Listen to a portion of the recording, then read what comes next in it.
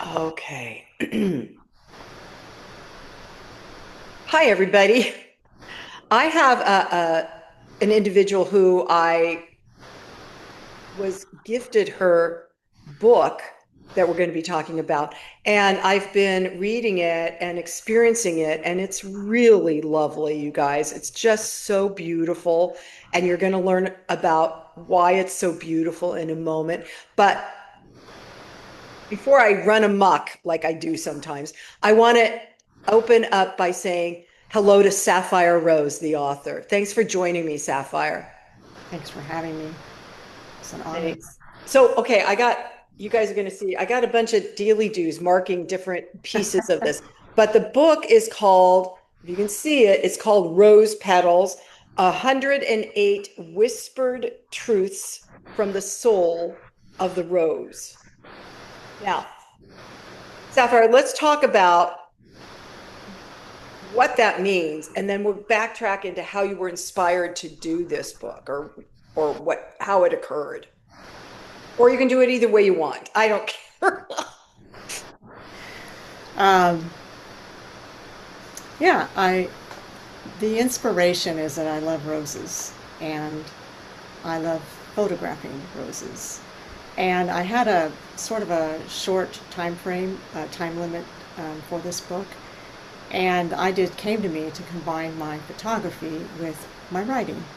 And so what I did was I basically picked 108 photos from my photography collection, and I felt like they were volunteers, me. Uh-huh. Me, I want to be seen. Exactly. And then I meditated with each one and, you know, um, intuited a message from that rose. And that's what formed the structure of the book, essentially. I love that idea. It would never have dawned on me to do that. And I love that you were inspired to do that. And the way you intro the book on how the best way for the reader to experience a book is by uh, looking at the photo of the rose and allowing it to speak to you, to the reader. And some of these, all of them actually, but some of them I'm just like, oh yeah, I got it. My grandfather had, I think, 50 different bushes in his garden. Wow. And it was kind of like a rose farm. Came from farmers, a while back, and he had, vegetable garden, and so the roses were kind of like a rose farm, and he had the most amazing roses that when you grow roses, right? They're so fragrant. When you buy them in the store, there's no you can't smell them. But when you grow them, and I used to love as a kid just going through those bushes and smelling all the different roses and the colors and everything. So when you suggested looking at the photo and really being with the image of the rose, it's really wonderful, Sapphire. Thank you very much. Yeah. So, and I think you even said, like, look at the individual petals, and as I was reading that, and when I would look at one, you can, if you allow yourself, everybody, I could almost kind of feel the petals. And maybe that's because I have a history with roses myself, but it's really lovely. Thank you. Yeah, I think the rose itself sort of leads you into it, draws you into it, and you experience, the petal is really, well, the petal is like the words rose petals, right? The petal from the rose. But also just the texture and the smell and everything about the rose is really reflected in the petal as well. So, Yeah. Yeah. And so let's talk a little bit more about how being with a rose or a redwood tree, that's my favorite thing to hang out with. oh yeah, absolutely.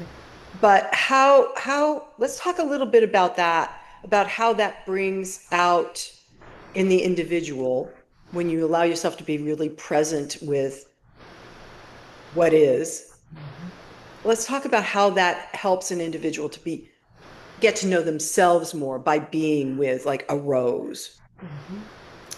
Yes, when you encounter nature or allow yourself to be with nature, whether it's a redwood tree or a beautiful rose, you bring yourself into, well, you're sort of both bringing yourself into each other, right? And so there's an experience, sort of a mystical experience of oneness, and Yeah. you recognize that you're not really separate. And I think, particularly in the hustle and bustle of everyday living that we find ourselves in, and sort of the scatteredness of the world the way it is right now, seemingly so.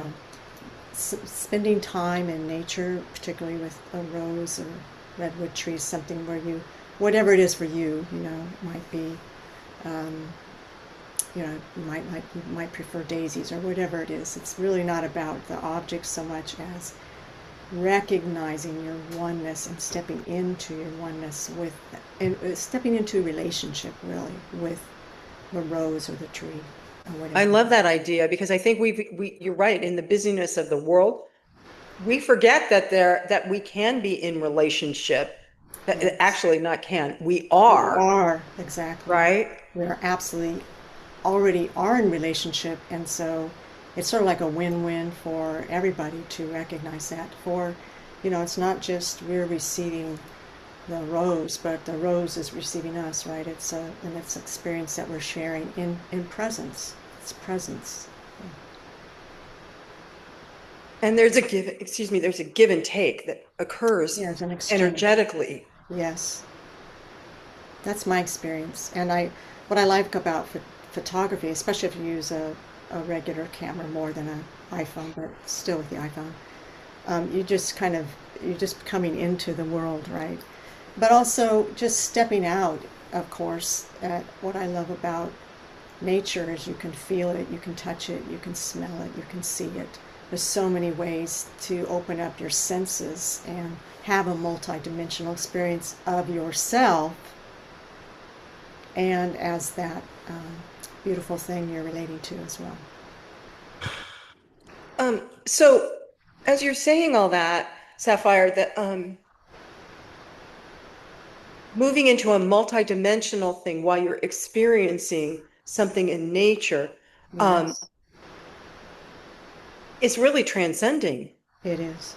So uh, so everybody that's listening, I really want you guys to pay attention to this because what Sapphire is talking about is really how I think we were meant to live life, not in the fast track, not on a freeway, not at the top of a pyramid CEO thingy, but really to be present and in the moment with things. And if you guys, if you're feeling overwhelmed with everything that's going on right now, Sapphire's book is really wonderful in terms of bringing you to that moment.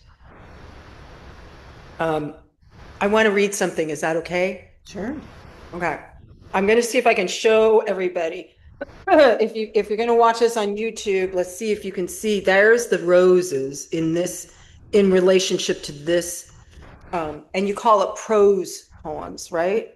Yeah, some of the writings are obviously poetic, and some of them are more sort of lyrical writings, maybe Yeah. in a more essay kind of form. Yeah, and some of them are kind of journal prompting, Mhm. or think about contemplative. Think Yes, about this, yes, which I appreciate.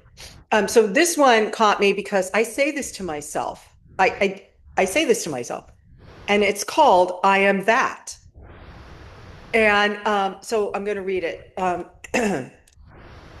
The mystic Marie Watts embodied an awareness of wealth by choosing to identify the abundance of the universe. Now, that right there is spectacular. To the stars twinkling in the night, she would say, I am that. To the grains of sand shimmering on the shore, she would say, I am that. To the red roses overflowing on a trellis, she would say, I am that. And as you move in the world today, look around you. So important. What would you like to experience more of? A child running free? Claim I am that. A deeply rooted tree? Claim I am that. A kindness bestowed tenderly? Claim I am that. Choose and be. I got chills. Yeah, I got chills. Thank you for that.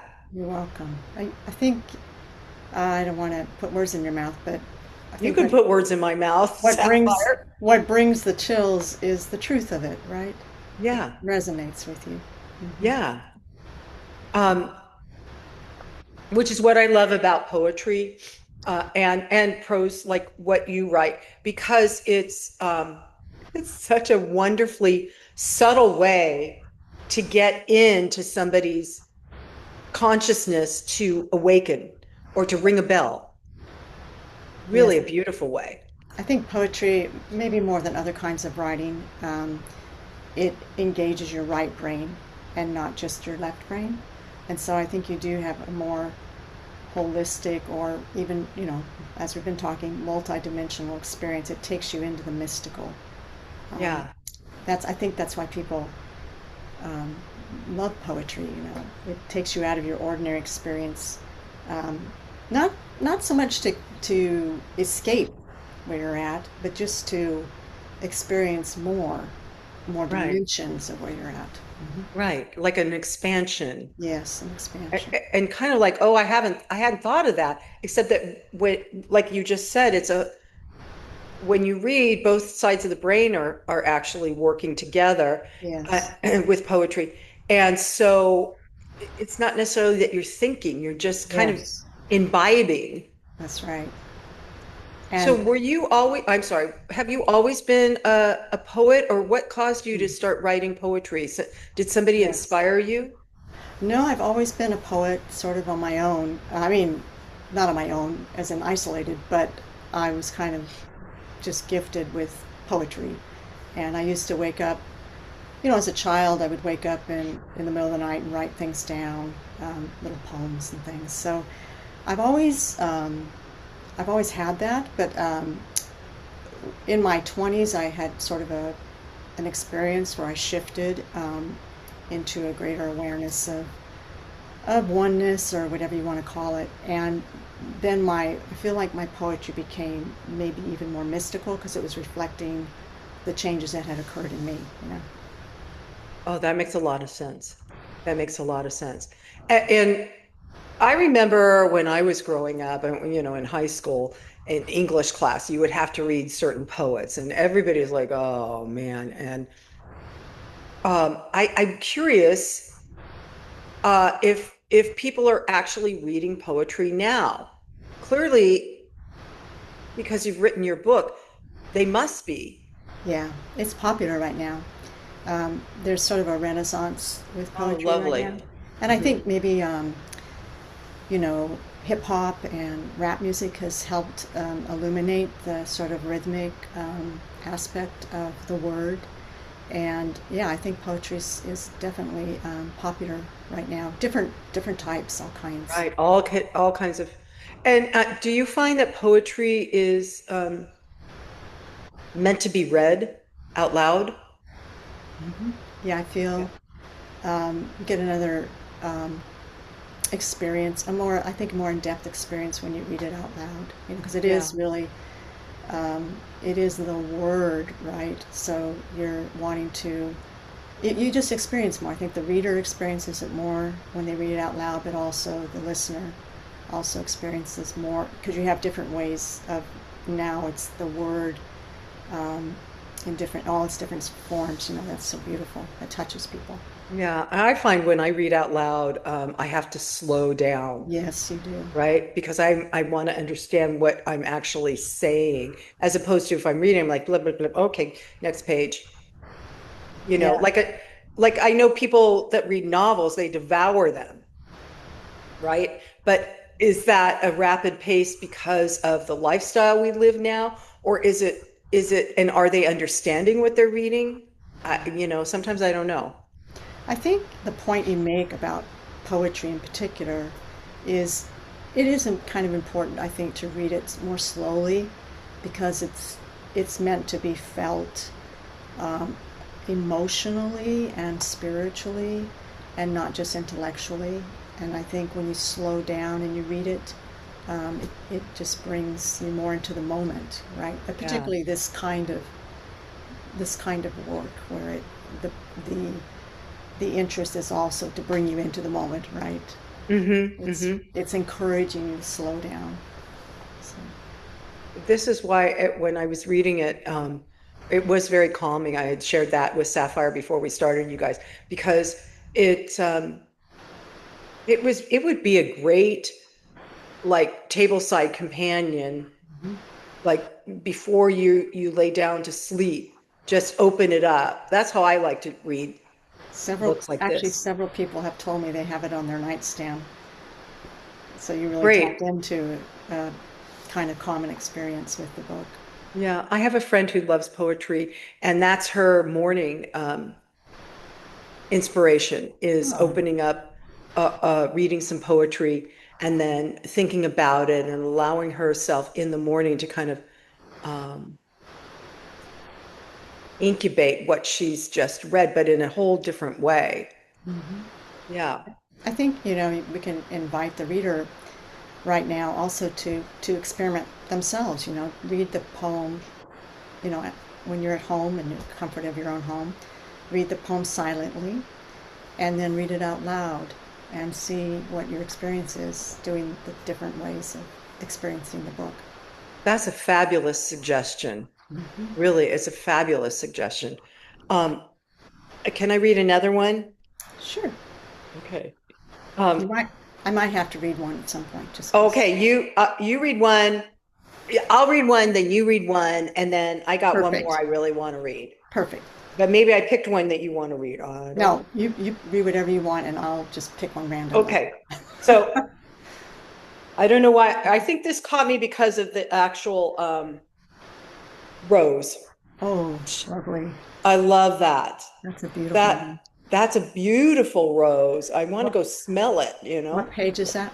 That's on 186. 186. Thank you. And so the poem Oh is yeah. Quiet Begets Quiet. And I'm actually going to put on my reading glasses so I'm not so there. Quiet begets quiet. This is really important, you guys. You got to listen to these words. Um, there is no substitute for spending time in the quiet. It is its own reward. Whether we meditate, walk mindfully, or wakefully close our eyes for a few minutes, we create a quiet space within us. The quiet space expands every time we return. Quiet begets quiet.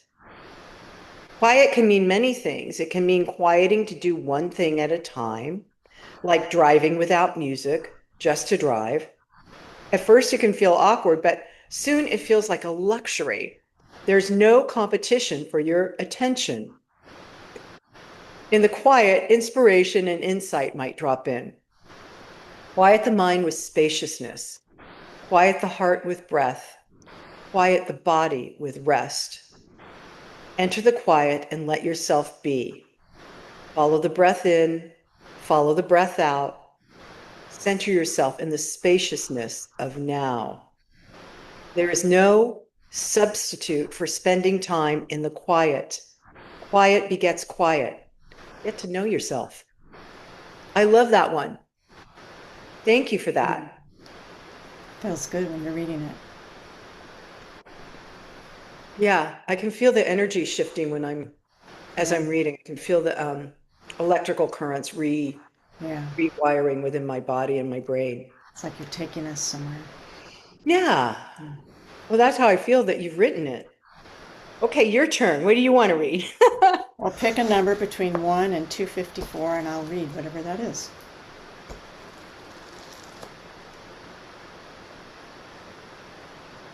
33.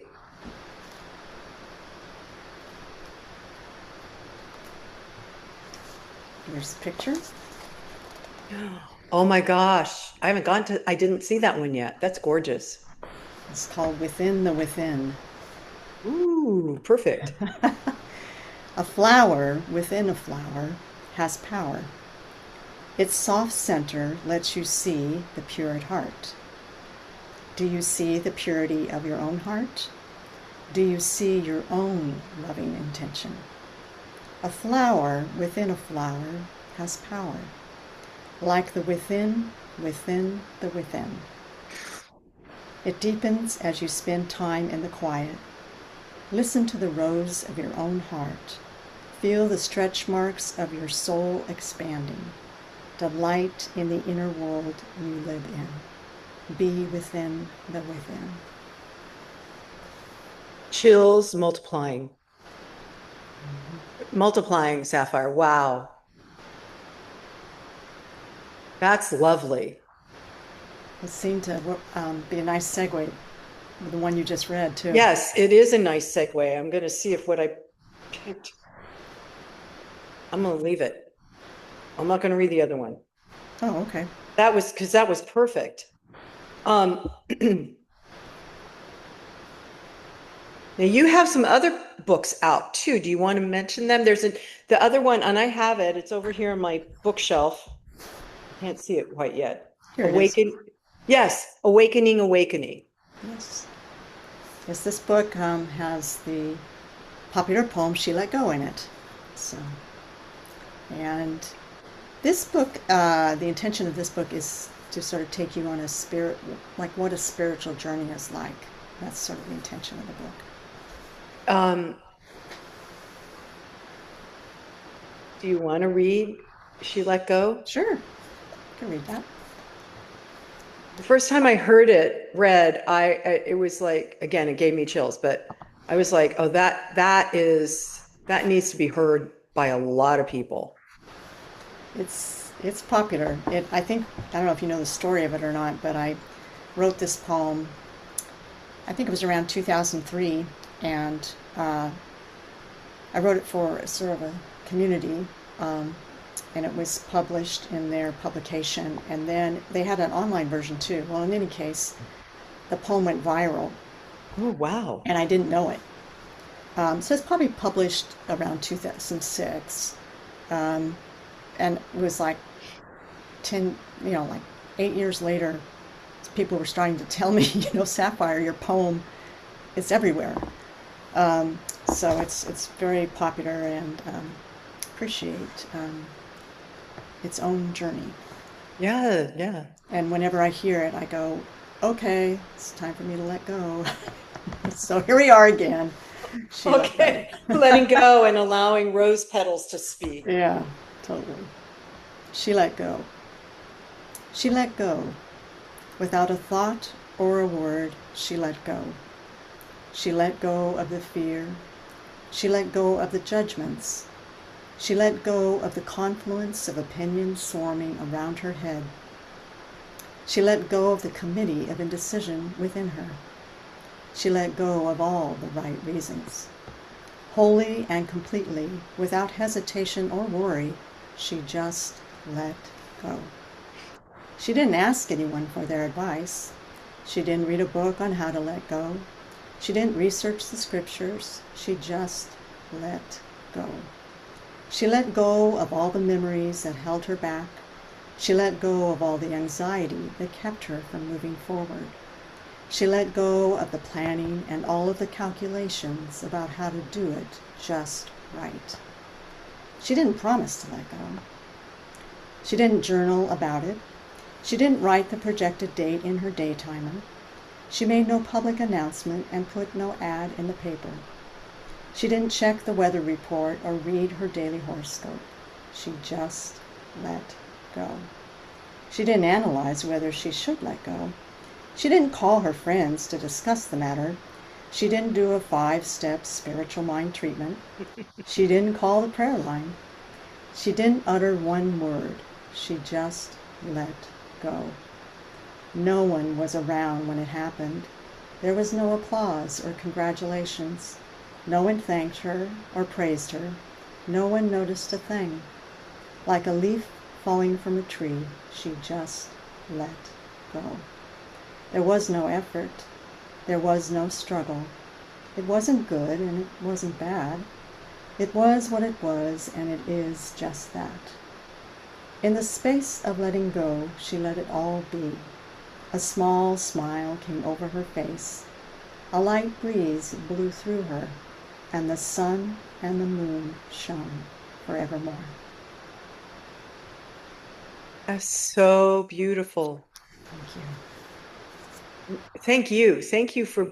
Thank you for your inspiration and committing it to paper and then making it into books so other people can be inspired by what you write as opposed to just keeping it in your journal. Hmm. Along with your photos too, Sapphire.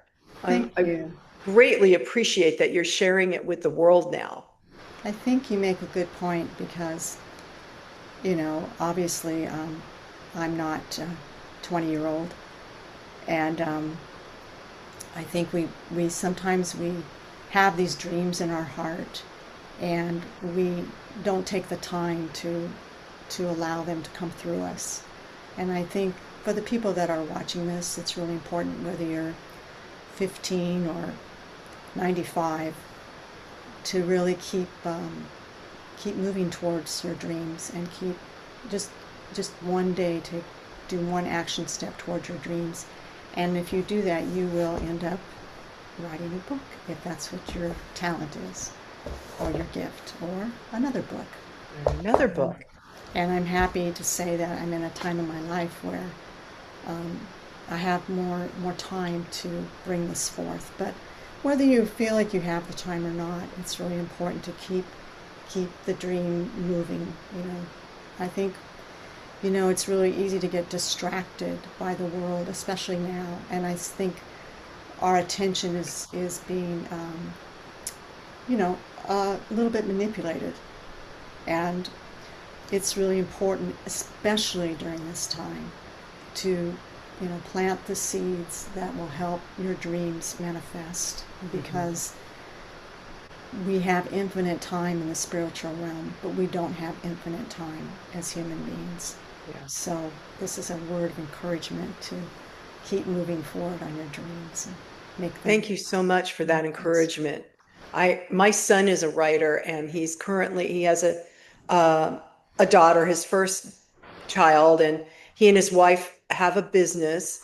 So they're going back and forth between the business and the baby and themselves, and he isn't writing, because I think he has that idea that if I write it, then it has to be complete, right? As Right. opposed to just be in the Yes. process, because eventually, like you're saying, one action step at a time, Yes. eventually it will be time for it to come to fruition, time for it to be Yes.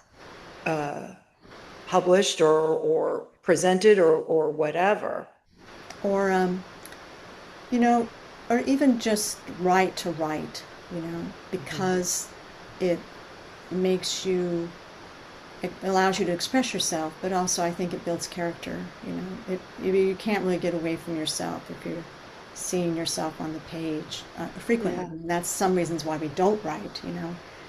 But I think a lot of people also spend a lot of time, you know, how to write, but really to know how to write, you have to write. And You have to write. I say that for myself too. I think it's a message for all of us to not just think about the thing we want to do, but actually do it. It doesn't have to be, like you said, there's a process involved, and you have to begin somewhere. So, And I think it's true. I find this when I write, Sapphire, I would imagine it's so for you, is that in the actual process of doing it, just pen to paper or fingers on keyboard, I prefer pen, but it allows, like we're talking about reading poetry out loud, there's a right and right. left brain component. Yes. The act of writing allows higher source energy, if you will, Yes. information to drop in because you're not Yes. trying to make it happen because you've got an assignment that has to be done by a certain time. That's But right. just the act allows you to, in essence, kind of channel what needs to be said or heard by you. Yes. It's a great, it's a great way of staying connected to yourself, even if you're someone who chooses not to publish, you know. Um, I think, I don't know if you've heard of the medical medium or not, but he says something really beautiful that even if you don't publish it, like, I mean, publish, I mean, put it Make out it into the public. world, Yeah. um, the angels read it. The Oh, angels wow. read what you write. So there's always, even if you think no one's looking at it, the Oh, angels wow. are. I just thought that was so beautiful, and I I think that love that. that's why we feel so much when we write, right? And write, Yeah, um, because we're not alone. And when we write, I think we feel that we're not alone. You know.